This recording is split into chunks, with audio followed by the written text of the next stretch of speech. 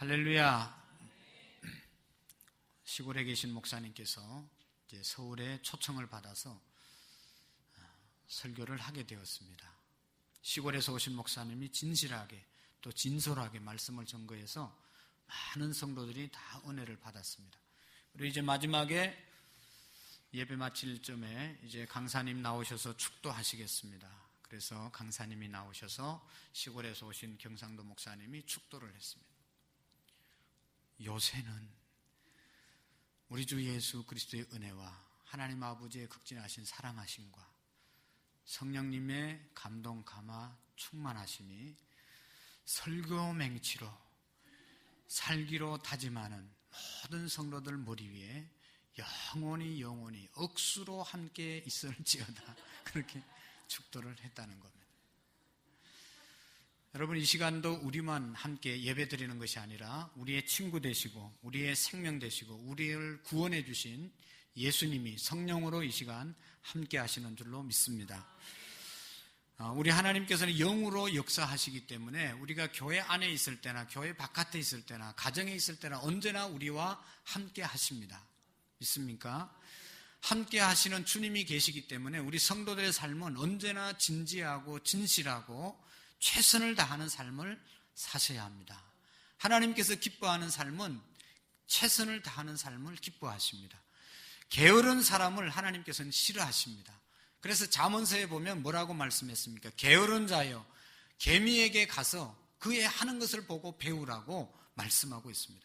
부지런하여 열심을 품고 주님을 섬기라고 로마서에 말씀하고 있습니다. 여러분, 호랑이가 호랑이 된 것은 낮잠 자다가 호랑이 된 것이 아니라 호랑이는 어떤 짐승을 잡는데도 최선을 다한다는 겁니다. 호랑이는요, 토끼 새끼 한 마리를 잡는데도 최선을 다한다는 겁니다. 그래서 호랑이가 호랑이 되었다는 것입니다. 게으른 사람은 잘 살 수가 없습니다.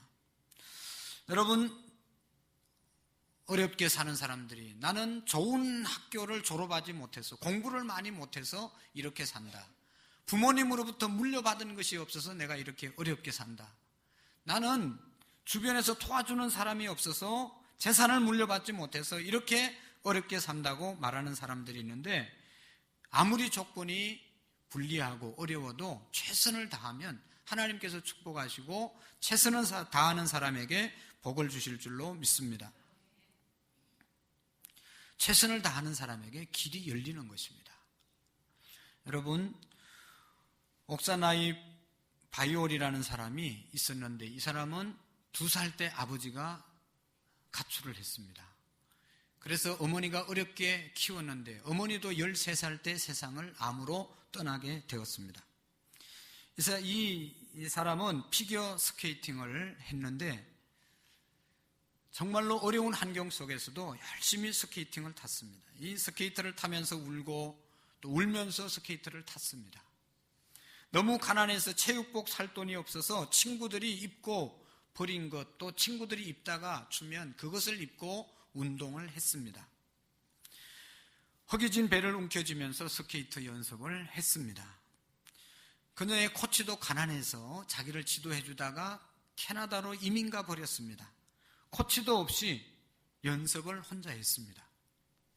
마침내 그가 동계올림픽에 출전하게 되었는데, 출전하기 하루 전에 연습을 하다가 동료 선수하고 부딪혀서 발을 다쳐서 세 바늘을 꿰매는 그런 불운을 갖게 되었습니다. 그리고 발은 퉁퉁 부어서 출전을 하게 되었습니다. 그러나 그렇게 어려운 환경 속에 연습해서 출전했지만 최선을 다해서 시합을 했습니다. 결과는 금메달을 그가 목에 걸게 되었습니다. 그 사실을 알고 난 다음에 그 사실을 아는 모든 사람들은 박수를 보내고 격려를 보내고 사랑을 보내주었다는 것입니다. 그녀의 조건은 다른 사람과 비교할 때 악조건이었습니다. 그러나 포기하지 않을 때 그가 좋은 결과를 갖게 되었습니다. 오늘 예수님이, 성령님이 우리와 함께하는 사람들은 월요일부터 토요일, 주일뿐 아니라 어느 곳에서든지 무슨 일을 하든지 최선을 다하고 성실하게 살아갈 때 하나님께서 축복하실 줄로 믿습니다. 학생들은 학교에서 열심히 공부해야 되고, 직장인들은 직장 안에서 열심히 일을 해야 되고, 사업하시는 분들은 사업장에서 열심히 일해야 될 줄로 믿습니다. 여러분, 하나님을 섬기는 저와 여러분들, 장로님은 장로님으로서, 권사님은 권사님으로서, 집사님은 집사로서, 목사는 목사로서 최선을 다할 때 하나님께서 우리 교회를 축복하실 줄로 믿습니다. 각자에 맡겨진 직분을, 또 각자에 맡겨진 역할을 잘 감당하고 그곳에 최선을 다할 때 하나님께서 복을 주시는 것입니다. 여러분, 히브리서 10장 39절에 보면 우리는 뒤로 물러가 멸망할 자가 아니요 오직 영혼을 구원함에 이르는 믿음을 가진 자니라. 한번 읽어봅시다. 시작. 우리는 뒤로 물러가 멸망할 자가 아니요 오직 영혼을 구원함에 이르는 믿음을 가진 자니라. 아멘. 우리는 자꾸만 맡겨진 일에 뒷걸음칠 사람들이 아니라는 것입니다. 우리는 계속해서 전진해야 될 사람이라고 말씀하고 있습니다. 여러분, 어떤 일을 하든지 하나님이, 성령님이, 친구 되신 예수님이 우리와 함께 하심을 믿고 최선을 다해서 전진하는 은혜가 있기를 축원합니다. 오늘 성경 마태복음 13장에는 천국에 대한 비유가 나오고 있습니다. 여러분, 이 비유를 하는 것은 쉽게 알아들으라고 비유를 하는 겁니다. 그러나 또 한 가지 비밀이 있는데 이 비유를 모르는 사람은 그것이 또 비밀이 돼서 알 수가 없습니다. 더 알아들을 수가 없습니다.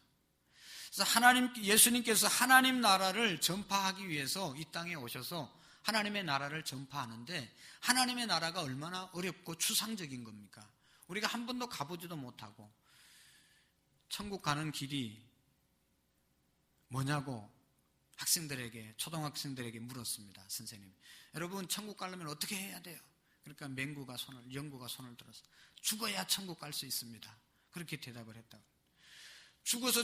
죽어야 천국 갈 수 있는데, 그래서 우리는 천국을 가보지 못했는데 그 천국에 대해서 예수님께서 설명을 하는데 마태복음 13장에서 설명을 여러 가지 비유를 통해서 말씀하고 있습니다. 오늘의 말씀은 예수님이 천국을 설명하면서 씨 뿌리는 비유, 연속으로 가라지 비유를 통해서 천국에 대한 교훈을 우리에게 주고 있습니다. 여러분, 천국은 마치 뭐와 같은가 하면 농부가 밭에 나가서 씨를 뿌리는 것과 같다, 그렇게 말씀했습니다. 농부가 씨앗을 뿌리면 옛날은 요즘하고 다르죠.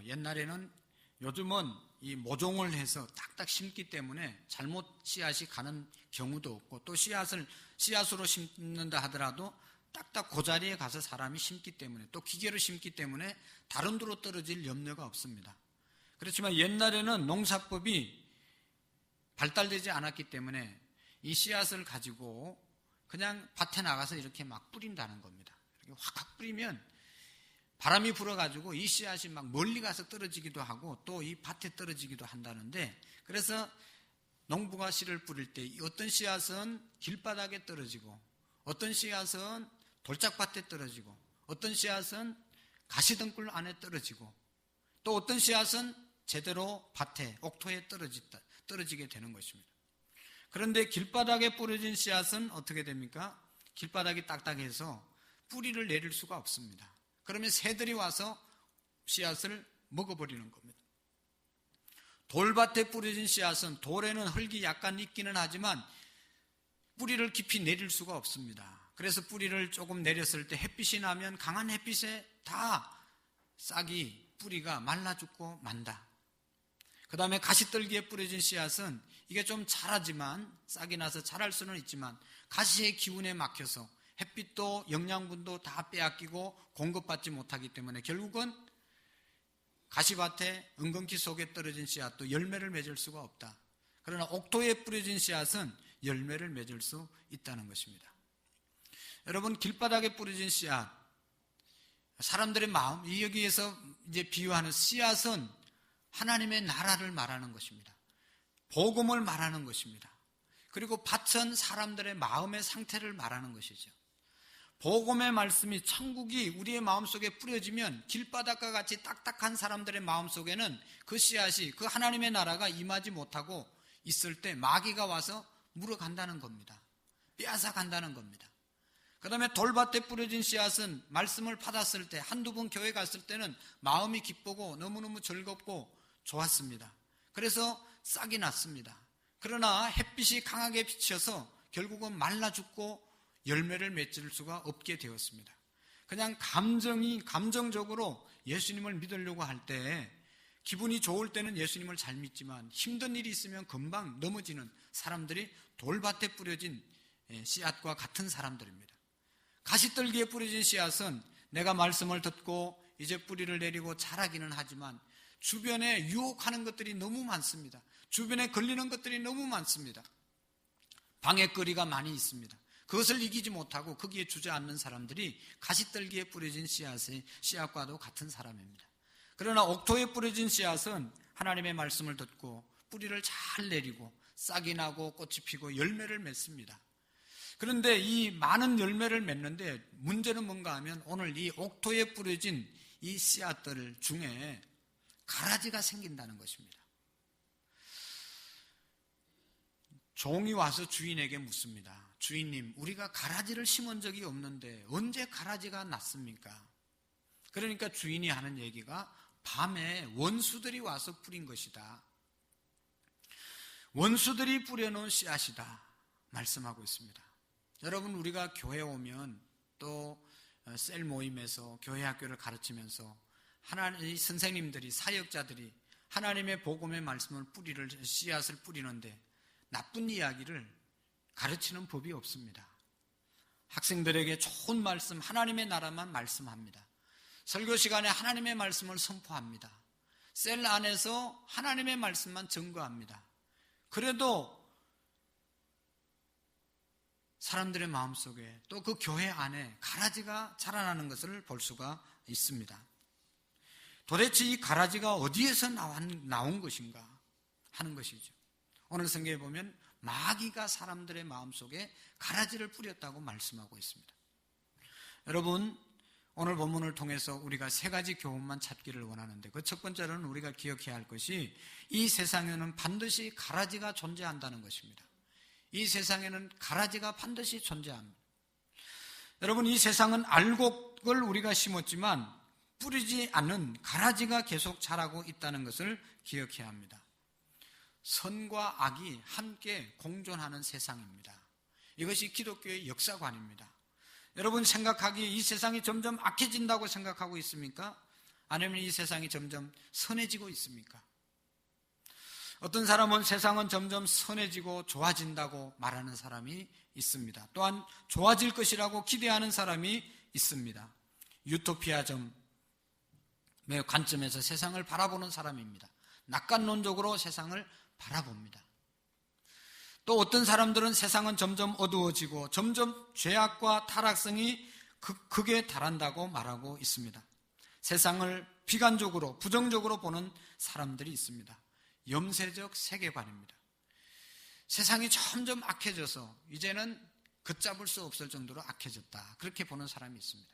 그러나 기독교의 역사관은 선과 악이 함께 있는 세상입니다.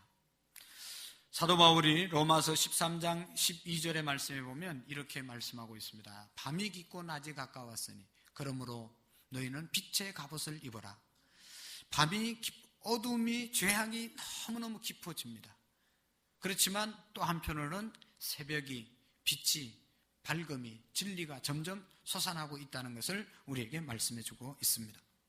여러분, 십자가를 세워놓고 예수님의 이름으로 모이는 교회 안에도 문제가 있습니다. 교회 안에도 악이 있습니다. 아까도 얘기했던 것처럼 교회 안에서 절대로 나쁜 것을 가르치는 적이 없는데도 교회 안에 나쁜 일들이, 악들이 끊임없이 일어나고 있습니다. 왜 그럴까?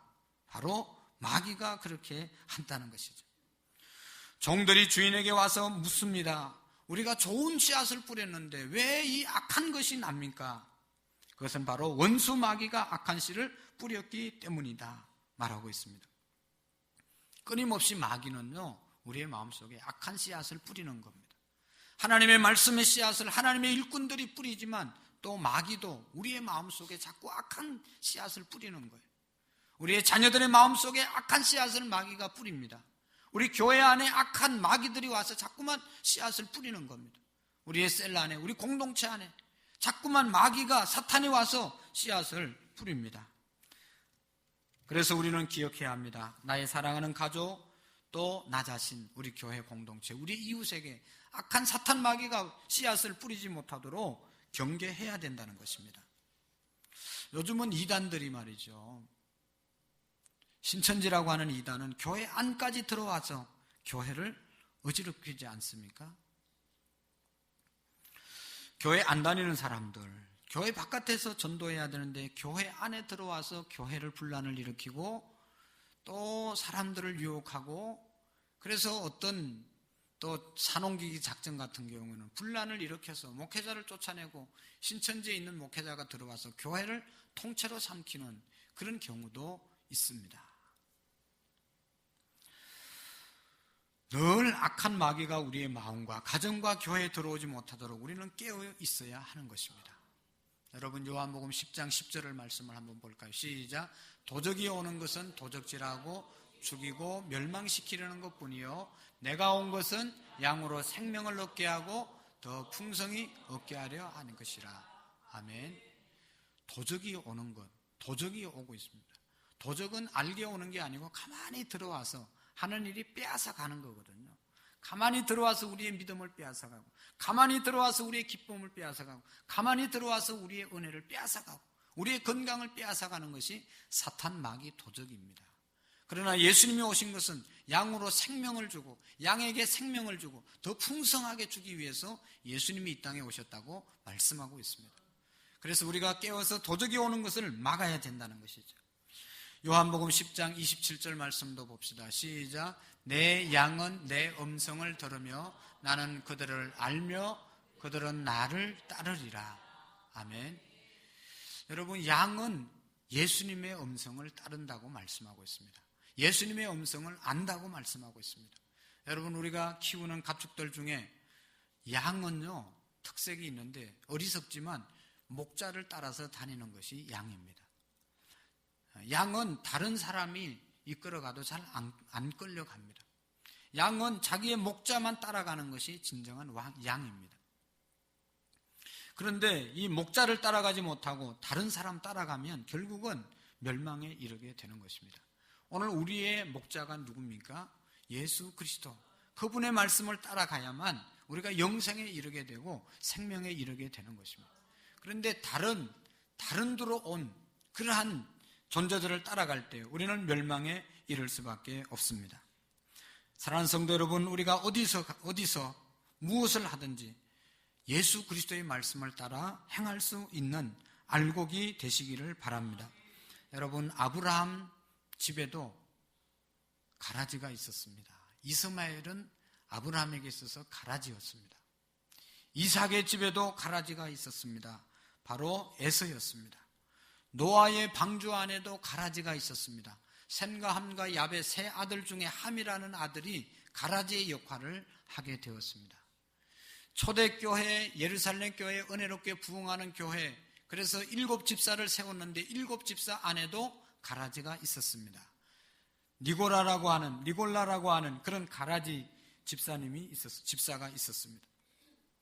예수님의 12 제자 중에 가라지가 있었는데 바로 가룟 유다였습니다.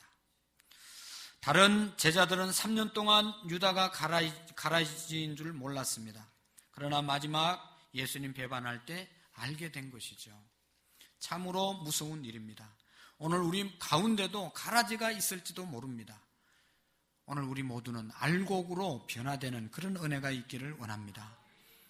여러분, 가라지는 오늘 성경 마지막 2절에 보면 가라지가 가는 곳은 불구덩이로 간다고 말하고 있습니다. 이 꺼지지 않는 불에 가는 것이 아니라 하나님의 면류관을 받고 하나님의 영광 가운데 참여하는 저와 여러분들이 될 수 있기를 축원합니다. 스웨덴 국민들은 95%가 98%가 어느 지역은 98%까지도 기독교인이 있다고 하는데 그 안에도 가라지가 있다는 거예요. 마약을 해가지고 정신 못 차리는 가라지 같은 사람들이 얼마나 많이 있는지 모릅니다. 여러분, 어느 곳에 있든지 가라지는 있다는 것을 기억해야 합니다. 그래서 우리의 신앙이 가라지 신앙이 되지 않고 알곡 신앙 되기 위해서 경계하고 깨어있고 기도하는 저와 여러분들이 될 수 있기를 원합니다. 두 번째로 우리가 이 가라지 비유를 통해서 깨달을 수 있는 것은 가라지가 있더라도 낙심할 필요가 없습니다. 절대로 낙심하지 말아야 합니다. 왜 가라지가 이렇게 많냐? 그러면서 낙심하면 안 된다는 것입니다. 여러분, 가라지는 다 자란 후에 알곡과 구별되지만 어릴 때는 알곡과 가라지가 잘 구분되지 않습니다. 그러나 이 가라지를 먹으면 반드시 사람에게 이상이 생깁니다. 구토가 생긴다든지 아니면 배를 아프게 하는 그런 결과를 가져오게 됩니다. 그래서 추수하면 반드시 가라지는 다 골라내고 이게 골라내야 됩니다. 그걸 먹으면 사람에게 해가 되기 때문에 먹지 않습니다. 처음에는 가라지를 알 수 없지만 마지막에 가라지는 반드시 이제 가르는 그런 시간들이 있습니다. 교회에서도 남을 아프게 하고 교회 질서를 깨트리는 가라지가 있습니다.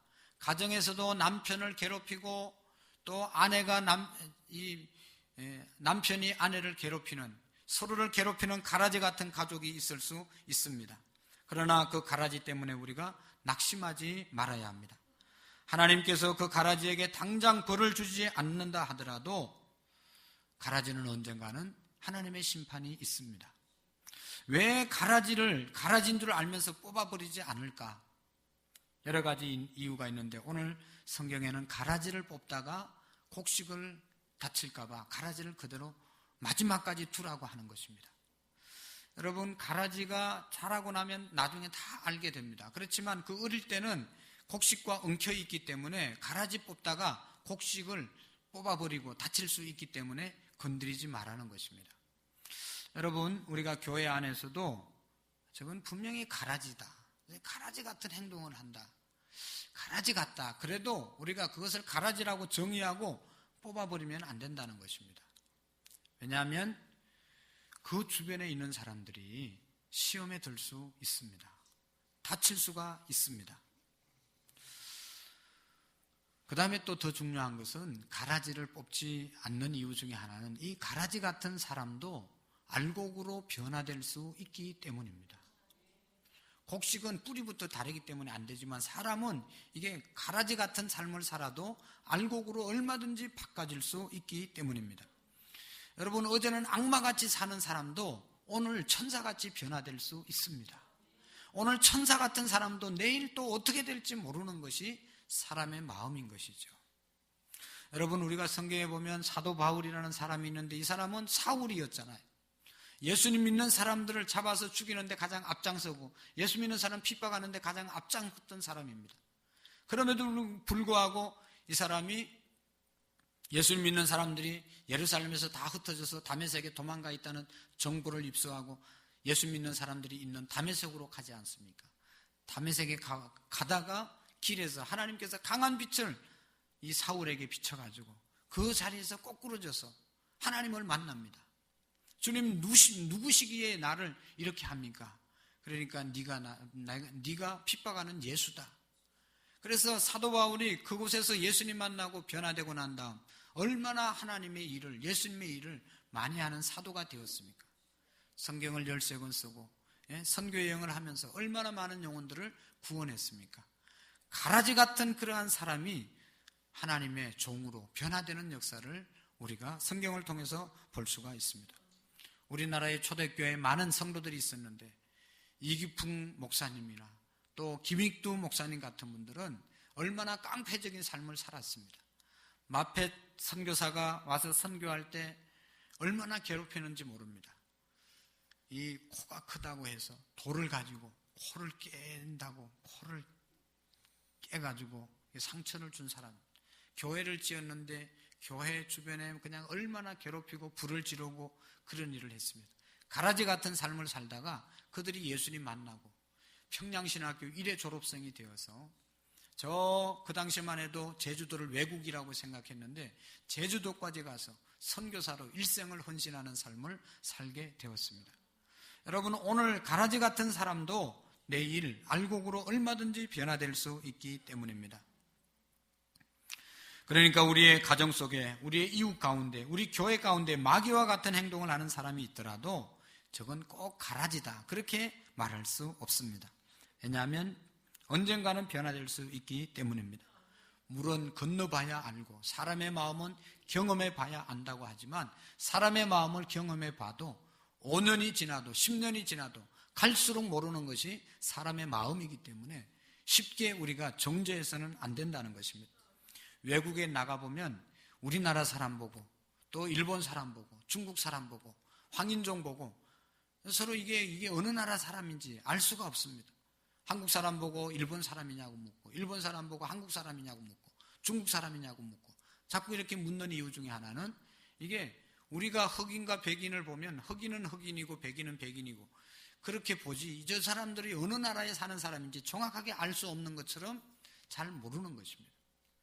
사람을 외모로 봐도 이렇게 구분을 잘 할 수 없는데 사람의 마음을 어떻게 우리가 읽고 그렇게 쉽게 판단할 수 있게 되겠습니까? 마음을 상하게 하는 사람, 남이 잘못되면 못 견뎌하는 사람, 또 남이 은혜를 받으면 배 아파하는 사람, 아주 나쁜 삶을 살아도 그 사람들이 언제든지 변화될 수 있다는 사실을 우리가 기억해야 합니다. 변하지 않더라도 하나님께서는 그 사람이 필요해서 또 쓰시고 계시고 언젠가는 변화될 것을 기대하면서 낙심하지 않기를, 실망하지 않기를 바랍니다. 인내하고 기도하고 나아갈 때 하나님의 약속이 이루어질 줄로 믿습니다. 더 중요한 것은 우리가 가라지 때문에 낙심하지 말아야 될 것은 마지막 하나님의 심판이 있다는 것입니다.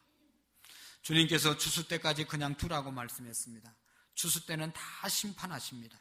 추수 때는 알곡은 익어서 고개를 숙이고 가라지는 빳빳하게 고개를 들고 있습니다. 그래서 추수 때에는 쉽게 가라지를 뽑을 수가 있습니다. 구분할 수가 있습니다. 결국 남을 넘어지게 하고 남을 찌르는 가시 같은 교만한 사람은, 순종하지 않는 교만한 사람은 마지막 날 오늘 성경에 보면 천군 천사들이 다 모아서 불심판에 던져버린다고 말씀하고 있습니다. 겸손한 사람, 알곡 같은 사람은 다 천국에서 빛나도록 인도하신다고 말씀하고 있습니다.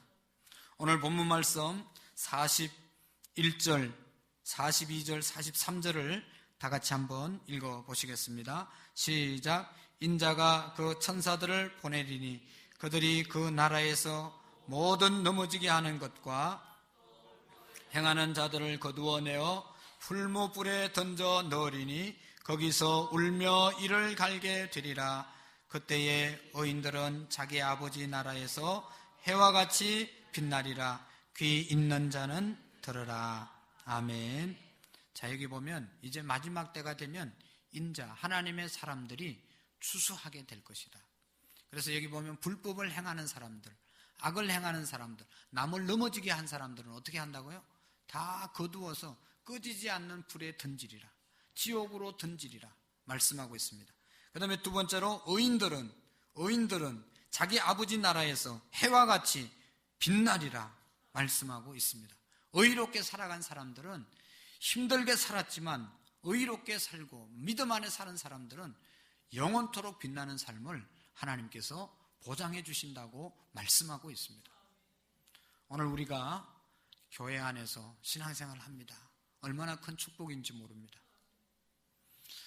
그러나 우리의 마음속에 끊임없이 마귀가 씨앗을 뿌리려고 합니다. 우리가 경계하고 기도하고 깨워서 그런 씨앗이 자라나지 않도록 해야 될 것이고, 의로운 하나님의 말씀, 의인의 삶을 살아서 해와 같이 영원토록 빛나는 삶을 살아가는 저와 여러분들이 되기를 원합니다. 히브리서 10장 36절에 보면 너희에게 인내가 필요하면 너희가 하나님의 뜻을 행한 후에 약속함을 받으리라. 우리가 믿음을 갖고 나가기 위해서는 인내가 필요하다고 말씀하고 있습니다. 하나님의 뜻을 행하는 그러한 삶은 인내하는 사람이 행할 수가 있습니다. 인내함으로 하나님의 뜻을 행합시다. 마지막 심판 때에 하나님께서 함께 하심을 굳게 믿고 신앙생활에 우리 모두가 전진할 수 있기를 주의 이름으로 축원합니다. 기도하시겠습니다. 의인들은 자기 아버지 나라에서 해와 같이 빛나리라고 말씀하신 주님, 우리 모두가 알곡으로 하나님 나라에서 영원토록 빛나는 모든 우리 교회 성도님들 되게 해 주시옵소서. 예수님의 이름으로 감사하며 기도하옵나이다. 아멘. 다 같이 찬송가 95장으로 하나님께 영광을 올려드리겠습니다.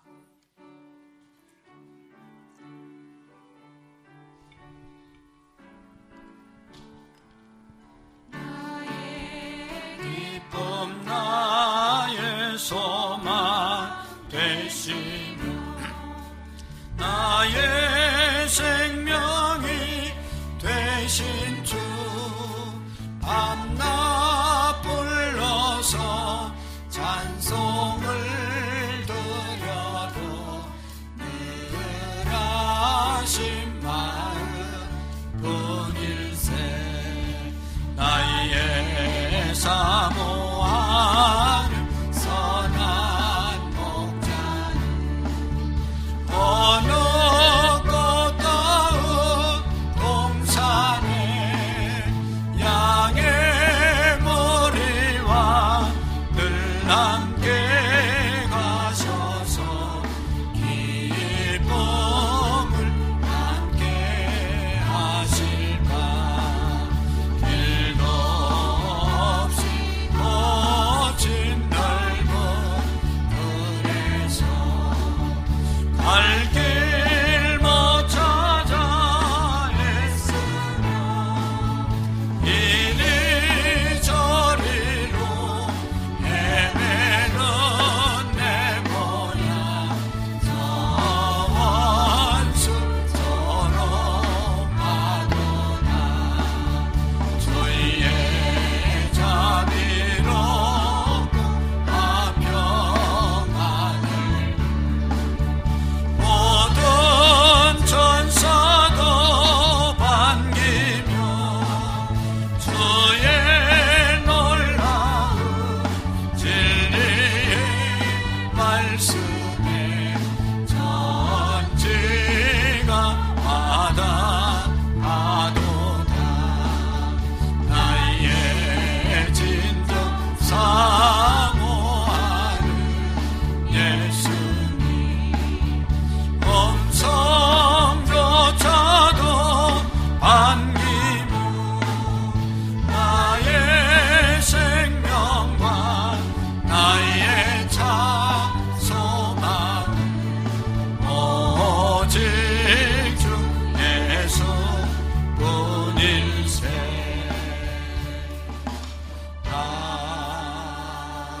아멘. 하나님 아버지, 감사를 드립니다. 마지막까지 우리가 주님의 말씀 가운데 온전히 거하게 하시고 하나님 아버지 말씀대로 살아갈 수 있는 은혜를 허락해 주옵소서. 하나님 앞에 나와서 감사한 마음으로 예배드리고 또 귀하고 값진 예물을 하나님께 올려드립니다. 이 예물을 통하여 하나님 생명의 역사가 일어나게 하시고 하나님의 나라가 날마다 확장되어지고 선포되어지는 은혜가 있게 해 주옵소서. 하나님 아버지, 예물을 드린 모든 손길들 위해 건강의 복을 주시옵시고 하나님 잘 섬길 수 있는 성령의 충만함을 허락해 주옵시고 세상에 나가서 직장생활, 사업 감당할 때 능력을 허락해 주셔서 많은 물질을 모을 수 있는 은혜를 허락해 주옵소서. 하나님 앞에 물질이 쓰임받기를 원합니다. 특별히 11조 예물을 드린 손길들 위해 하늘의 복으로 채워주시고 우리 모두가 11조 생활에 승리하는, 그래서 하나님의 약속대로 복을 누릴 수 있도록 은혜 베풀어 주옵소서. 평일날 주일날 하나님 앞에 헌신 봉사하는 손길들 위해 건강의 복을 주시고 더 여유 있는 귀한 삶을 살아갈 수 있도록 도와 주옵소서. 하나님 앞에 사역하는 귀한 손길들 위해 하나님 아버지 기쁨으로 사역할 수 있게 하시고 사역의 기쁨을 누리며 살아갈 수 있도록 도와 주옵소서. 군문에 가 있는 자녀들, 유학 가 있는 자녀들, 또 아버지 하나님의 출장 가 있는 사랑하는 성도들 어느 곳에 있든지 지켜주시고 하나님 앞에 예배하는 삶을 잊지 않도록 도와 주옵소서. 하나님의 성령이여, 오늘도 우리 교회에 와서 예배드리고 돌아가는 모든 성도들 머리 위에 이제로부터 늘 함께해 주옵소서. 예수님 이름으로 기도하옵나이다. 아멘.